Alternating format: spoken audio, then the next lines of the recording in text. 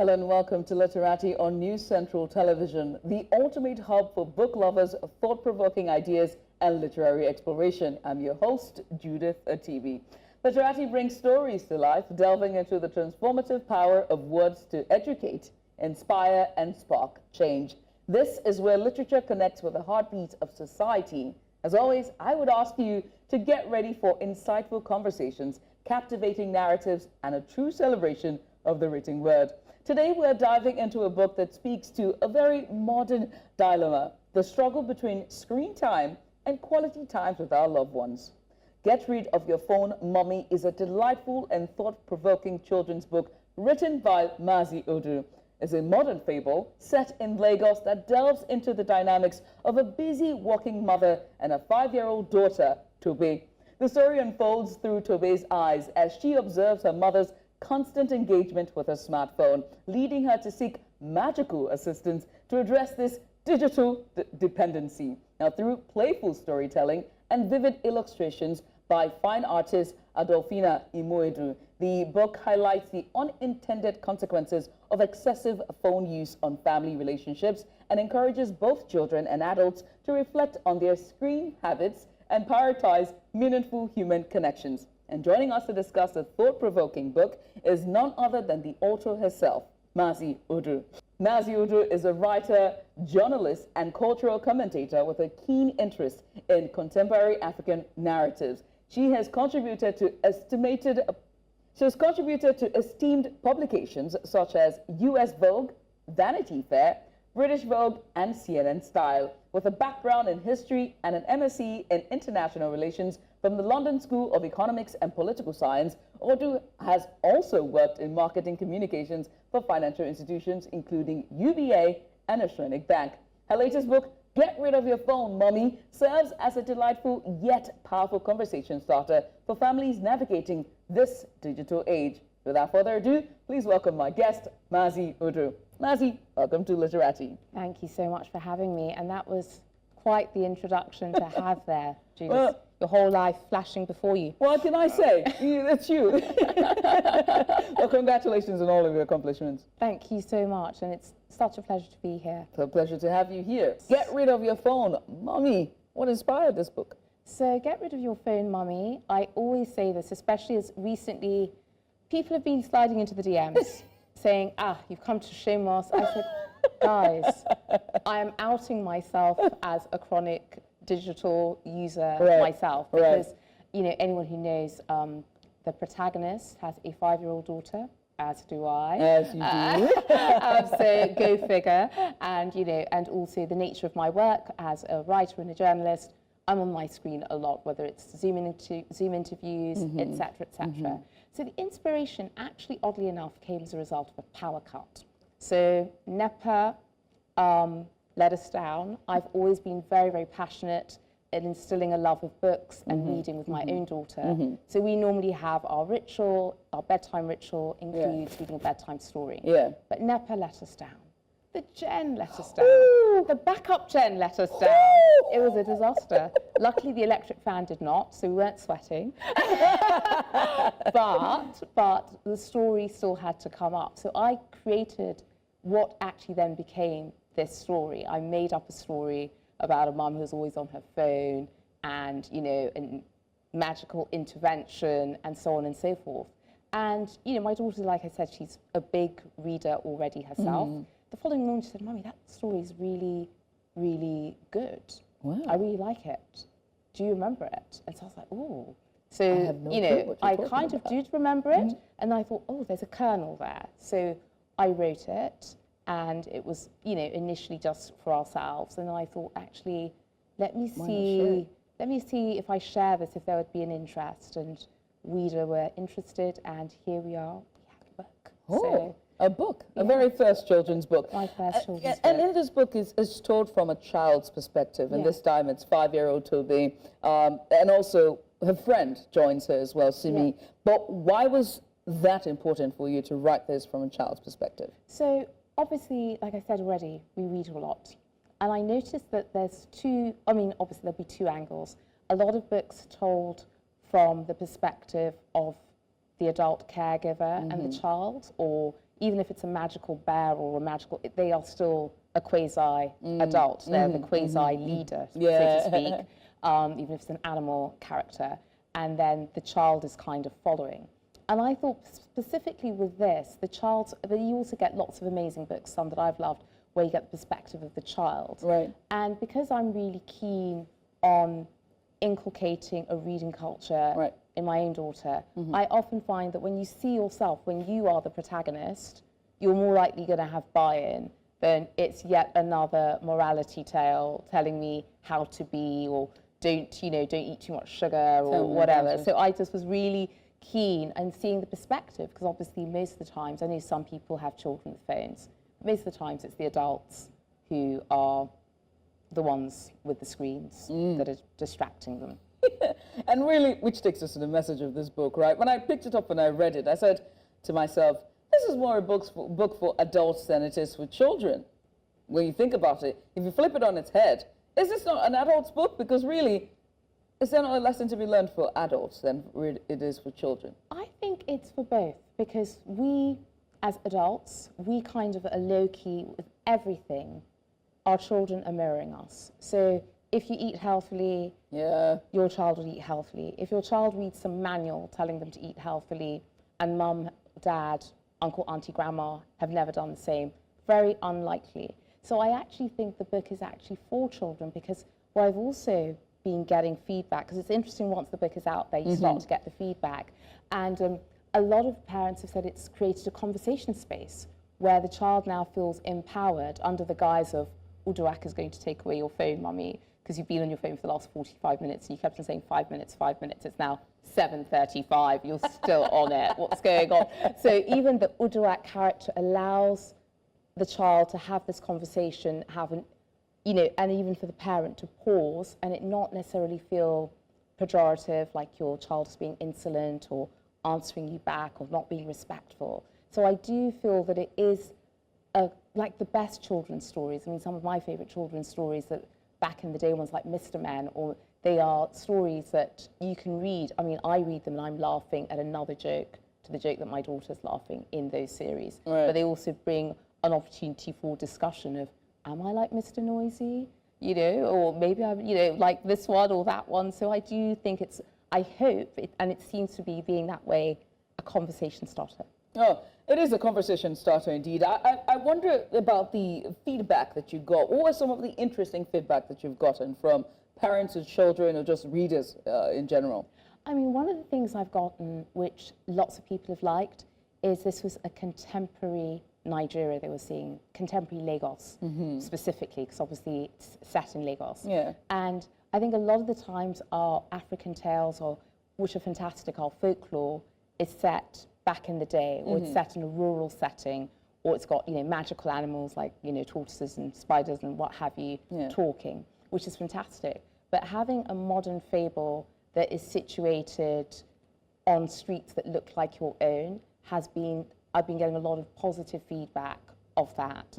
I've read in a couple of schools, and a lot of the kids have really seen and identified themselves in Simi, identified themselves in Tobe. Like Simi's mother in the book is an influencer. So that whole side hustle that you might even be doing as a parent, thinking, okay, I've got this side hustle, I've got my sort of community, online community, but your child is not necessarily seeing it as a side hustle. They're seeing it as, this is taking up on waking hours, and then before you know it, you're going to tell me it's time for bed, that I could have been hanging out with you. So the interaction has been a lot about people being excited it's situated in modern day Lagos, and a lot about it being a contemporary and very relatable topic, because most people do have things. Very relatable indeed. But my own feedback was the magic in it, which I'm going to take out copy right here, by the way. There's a part where they're wishing for their mother's phone to be taken away, and that's Tobe and a friend. And what's interesting is the magic spell that the fairy had to, at the risk of giving away this book, so forgive me. Even the spoiler alert, I love it so much that I took a picture of it, of the fairy, of the wish that she read out, or the spell that she conjured for mommy's phone to be gotten rid of. And Yeah. I love it so much that I would like for you to read it before we go on a break. Do us the honors, would you? I'll try and bring my well, I'm wearing green, so I'm kind of Uduak-esque. I don't wave a wand, I don't count to 3. No abracadabra with magic and me. Close your eyes tight, don't make a sound. And when you say puff puff, no phones will be found. I love it. The pop-off fast got me. I'm like, small chops then. Look, I love it so much. like I said, this is situated in our realities. Uduak could be at the next Rwanda you attend. You know? I mean, she's wearing a double wrapper. She's got her coral. Yeah. You know, she's got her lovely, you know, The Bantu knots. She's on her got the head. Bantu knots. She's ready. She's ready. She's ready to, like, you know, shock out and show out on the dance floor. But yes, I thought it was very. I mean, and even the fact that she says no abracadabra and the wand, which is sort of Western magical. So tropes. I don't have any of this thing. She doesn't need that. Because as soon as you say puff puff. Correct. The magic is working. It's you know, that is all you need to ginger the ginger is puff puff. And so I have to ask you about the magical element or the fable sort of in this element. You weave it nicely, the old and the new, contemporary and folklore. How was this a decision that you were going into firstly, or was it just an editor that pushed you? No, very much. Uduak. In fact, Uduak was quite funny because when we first, you know, she was always in the book, and when it now came to illustration stage, I was really, like, her name is Uduak, which means she's from the South. Yeah. Like, guys, she has to be wearing a blouse and double wrapper. Do you guess? I mean, I know I'm not Nigerian, but starter for 10, I do know that. I mean, I know, before people come and at me in the comments, like, what's going on? The name's Uduak. So, and also I wanted her, I mean, I write about jewelry, as you've already mentioned. Yeah. So she had to be coral fabulous. What do people wear in the South? It's all about the corals. And then they also wear the brass in their hair. So hence she's also got brass. So I was very specific, and also, you know, that she does look situated, but then also magical, like her eyes are a peculiar colour because she's got to look like something otherworldly, right? But not like a Disney fairy, because she's not a Disney fairy. Disney fairies have wands. Look, you know, if Disney fairies were to look like this, oh, you have me at hello. You have me at hello. But again, this is just, you know, divine to say the least. And it takes me to my next question about writing a children's book. Of course, was it always on the cards for you, or was it the children, or was it the muse that set you on that path? I am not even going to claim that children's books were on my horizon, but definitely the muse informed me and sort of got me back in the zone of looking at children's literature again, because I have nephews and nieces, but they're much older. So again, it was back in the day. And when you're looking at the books out there, of course you buy and you read, and there are lots that are both old and new titles. Right. But for me, and you know, this is going to sound a little bit political, I thought it was really important that children see themselves. So I was immediately drawn, for example, to the Northern Lights series by Lola Shanane, because all of the protagonists are Nigerian children in the northern part of the country. So also even gave an opportunity for my daughter who lives in Lagos to see what's going on in Kano, what's going on in the different states that are represented in that particular series. Right.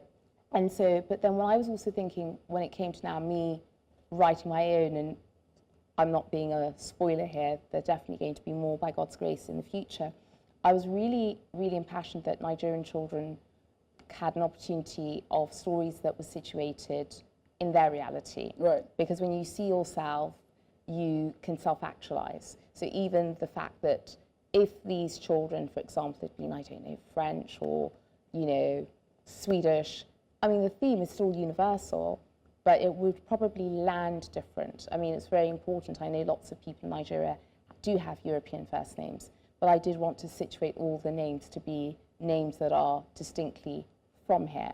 And, you know, it's something that moving forward I will continue to do wherever I situate the children, that they will always have sort of native names. Because I think it's those little sort of meta messages that build up esteem, those sort of meta messages that build up connection, we're talking about people think that screens are going to make people not love books anymore. We don't need to read books anymore. We can just, you know, get a summary. But books are a really interesting place to try on new realities, even for yourself. You know, as you read a book, you'll think, you know, would I be like Tobe or would I not be like Tobe? So for our children, and even for us as grown-ups, if you're reading a book by like a famous, you know, any of the famous books in the canon, you often can imagine, would I do like that protagonist, like the character? Yeah. Or how much the character reminds me of things that I faced in my own life. Yeah. And I think it allows for a portal of exploring new realities. Representation indeed really matters. If you're just tuning in, we're watching Literati here on News Central Television. My guest today is Mazzi Odu. She is the author of the children's book, Get Rid of Your Phone, Mommy. But don't get rid of us, because we'll be back after this break. Stay with us.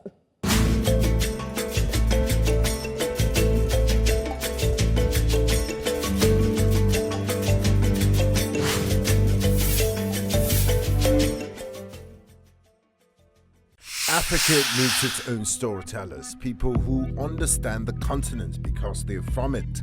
People who know that news is more than just a conversation starter, it's our stories.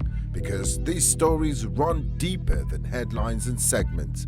It's about digging deeper to get the facts and telling the human side of every single story, not just the echoes from foreign headlines and perspectives.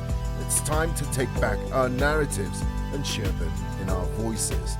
The birth of Africa's New Age reporting, and this is where it begins, right here at News Central TV, with stories that put Africa first.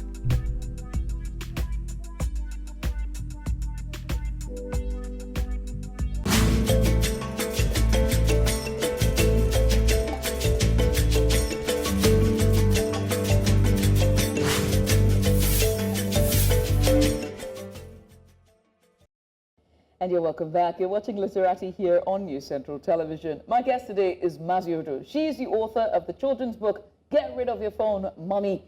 And we're talking all about it. It's just a contemporary story about a young 5-year-old girl, Tobe, who wants nothing more than a mother to get rid of her phone and focus on her. A dilemma that we face in modern times, or rather contemporary times. And it's all about Tobe, Simi, and of course the fairy godmother, Udwak, who could just be me as well, although she's dark-skinned, unfortunately, for me.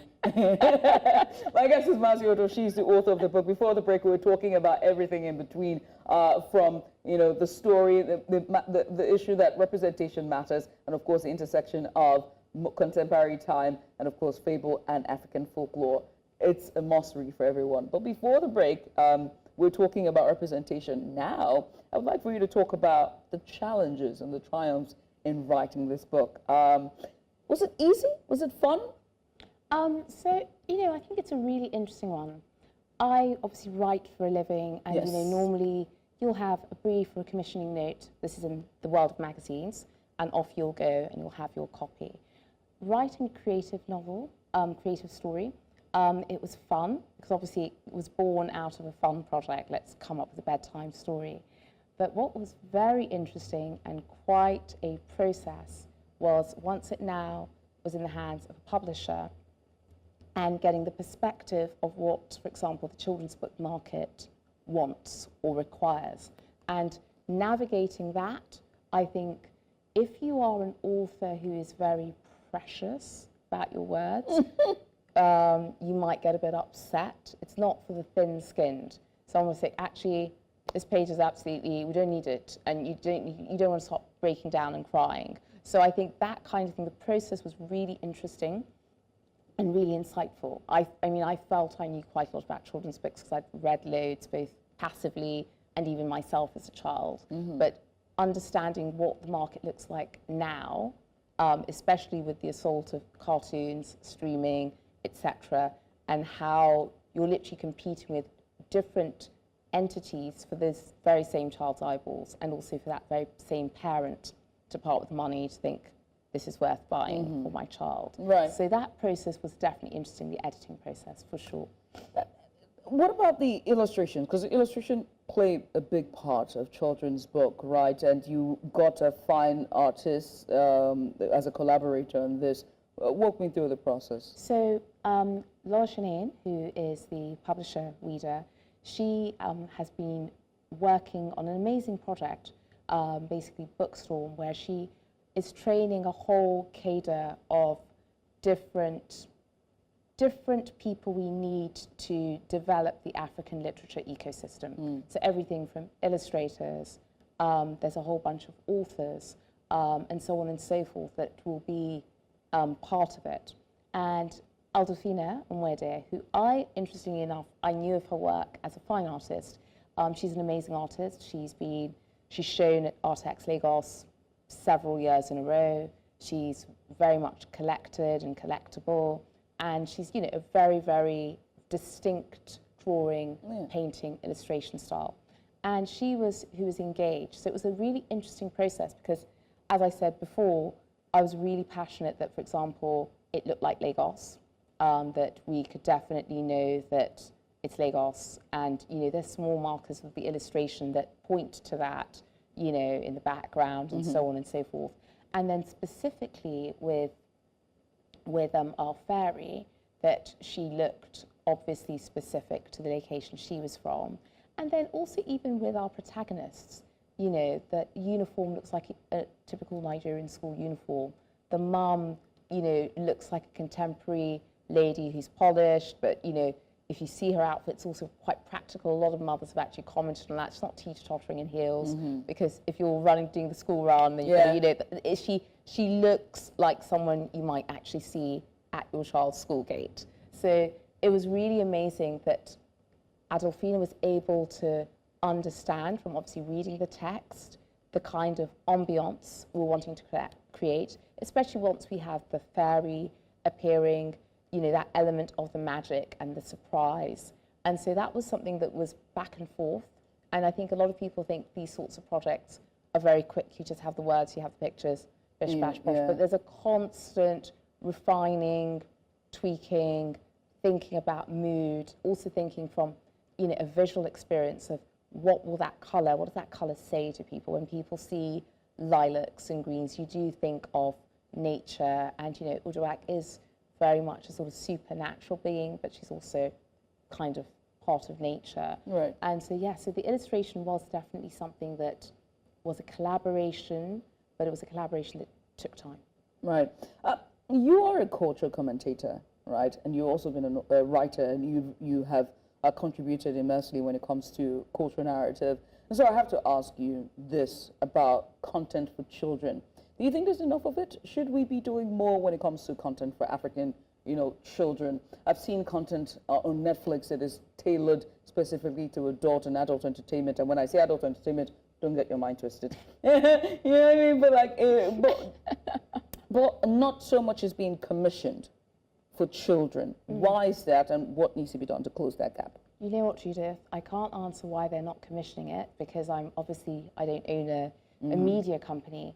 But with this first part of the question, which you asked me, which is, I think that there should be more content that's geared to children? Obviously, and I'm very much a doer, because even with the writing I've done about jewellery, I've predominantly focused on jewellers who are either African or African diaspora, because, until George Floyd and then everyone kind of got more on the bandwagon, no one was writing about the incredible design heritage that we have here. Right. And it was just kind of on the side. And I think sometimes you have to then be the first mover so that more will happen. And I think it's the same with when I was writing this book, of writing a contemporary African children's book. I hope that more people will see that this is virgin territory. I mean, I don't have an MBA, but I would imagine when there's virgin territory, that means it's space that should and indeed must be filled. Most Africans on this continent are under the age of 18. Yes. Which technically means they're children. Yeah. I mean, even the young adults, even the young adult sector, the teen fiction, there needs to be more. I mean, there's amazing stuff out there like Nadia Okafor. There's amazing authors who cater to, say, the young adult market. But we could do with much more content. And I think, again, speaking to what we were speaking about earlier, when you see yourself in the narrative, you feel you're a participant. You're not just an observer. Right. And when you feel you're a participant, you're more likely to activate. So I do feel I feel very passionate about this, so definitely more content, please. More content indeed. Well, this brings us to the most fun part of the show. Okay. Yeah. It's called Humor Judith Game Show. Roll the clips, please. Wow. I'm trying to do my game show dance. All right, so I'm going to ask you rapid fire questions. Okay. And it's just to get to know you better. Okay. Just to remove the author part Okay. and just Mazzi Odu, Okay. right? And you have to answer as quickly as possible. Okay. Ready? All right. Morning person or night owl? Morning. Chai. Tea or coffee? Coffee. Favorite childhood book? Oof. I've got two. Lion, Witch and the Wardrobe, C.S. Lewis. Ooh, finally somebody that reads. Thank you. It took you long enough. I've been waiting. And Mr. Greedy. Oh, finally. No. I don't know what that says about me. Yes, thank you. But also, it really shows you're very British. Tiny, minuscule British part of you there. But moving on, shall we? What is the last book you read? The last book I read was The Transcendent Kingdom. Oh, Yagazie. Jazzy. Yeah, And it's been, I have to admit, because it's been out for many years. Yes. And it just, I hadn't gotten around to reading it. And this is something when you're a book lover, you buy like, I don't know, 15 books or 16 books. And I read all the others and I realised, oh, I need to go to the bookshop. And I thought, oh, no, I haven't read that. Yeah. So that's the last book I read. There's a shelf where all the books I haven't read is there. And it keeps expanding. Oh, yours is expanding. Mine contracts rapidly, especially around Christmas. Oh, nice. Get through all of them. Oh, you've got time off. you have a lot of willpower. Not me. Buy more. If you could have dinner with any author, dead or alive, who would it be? Oh my goodness, that is so hard. Okay. Can I have dinner with two? Two. Go ahead. Okay. Judith Atibi. And then can I also have a cheeky drinks with Edith Wharton? Girl. What's your guilty pleasure? Oh my goodness, my guilty pleasure. This is terrible. Gin and tonic. Gin and tonic. Does that mean Whiskey sour. whiskey sour? Okay. Or a good Moscato. Oh, good Ooh. Moscato. Okay, okay. Some nice nibbles and some yaps to go with it. Ooh. Good to go. Yeah, they're good to go. Some great show as you wind down. Exactly. Pistachio ice cream is a close second after the gin and tonic. I know I'm not allowed to name a brand, but there's a brand in Nigeria. They know themselves. They know themselves. They've seen me. Oh, okay. Hey, let's leave it there. What's one thing people don't know about you? One thing people don't know about me is that I'm a keen ornithologist.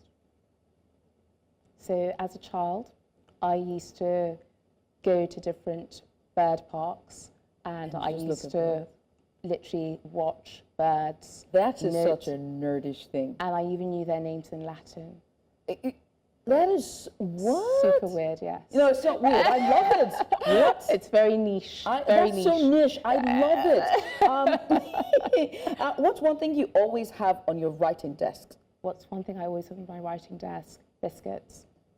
Okay. And that's terrible. I know I was meant to say something really profound, right? Like a No. But you said rapid fire, so the truth always comes out. Let's keep going. One word to describe yourself. Happy. I like that. Niche. No, I don't know why I said that. A song that always lifts your mood. A song that always lifts my mood that doesn't have expletives in it, because I still do love hip hop. So I'm going to have to pick a nice PG-rated song. Doesn't matter. We can't play the song. I was going to say September by Earth, Wind and Fire, because that's PG. Yeah. But the other song is probably On the 21st day of September. Exactly. I thought I'd go with that rather than anything else. What's your personal mantra? Do it now before you're dead in the coffin. And Do that's it actually, now. because it's basically a riff on what my late mother said, which was you can sleep when you're in the coffin. That's the reason why it's called Rest in Peace. Gosh, that is... this is such a relief. Everyone comes here and gives me a quote from the Bible. It kills me. I don't know. I have no issues with it. It's just, can we just leave faith and religion and just really like, and this is a very good one. Thank you for that. Do it now. Only when people rest and sleep is when they're in a coffin. You have all the time. Do it now. Thank you for that. It's kind of Christian as well, because you're basically doing your God-given assignment. Because my first book was a Christian book. Oh, it was? Yeah. Oh, nice. And what was it about? It was a modern devotional, so it was very much based on my time in London when Fridays and Saturdays I was out in the club, but Sunday unfailing I was in church. It's called Heaven in Your Handbag. So I've always Heaven in your handbag. I've Look, always been I see. Just bring the book over. I just want to see. No, look, I have no issues with faith, but that's a title I'd like to have on my shelf just for the title alone. Heaven in your handbag. There, I see. Look, Mazzi, this has been so much fun. I wish we could keep going. But do you have any books under your belt? Is there anything you're working on at the moment? There are some things that I'm writing and working on. Children's? And there's some children's, and there's even some grown-ups. So hopefully I'll be back again, I Judith. cannot wait to have you. So nice to have you. It's so much fun. And now I know rapid fire is coming. I'm like, oh, you might mix it up. Yeah, I'll this be time like, it's going to be different so much questions. better. Maybe now have a slide of all the birds and I'd be like, give me the Latin word for that Oh, one. wow. Yeah. You're like, okay, let's see. Seeing as you said, you claimed it. Let's see if she stumbles. Yeah, let's see. Well, Mazzi, many thanks. I appreciate you for coming Absolute on. And pleasure. congratulations on your first children's book. This is, everyone go get the book, Get Rid of Your Mommy, written by my guest, Mazzi Odu. Thank you so much again. Thank you so Thank you much, for Judith. coming It's been a on. pleasure. Thank you. And this is where we close the curtains on today's Literati. As always, I would always advise you to pick up a book and keep reading. Until I see you next time, it's bye for now.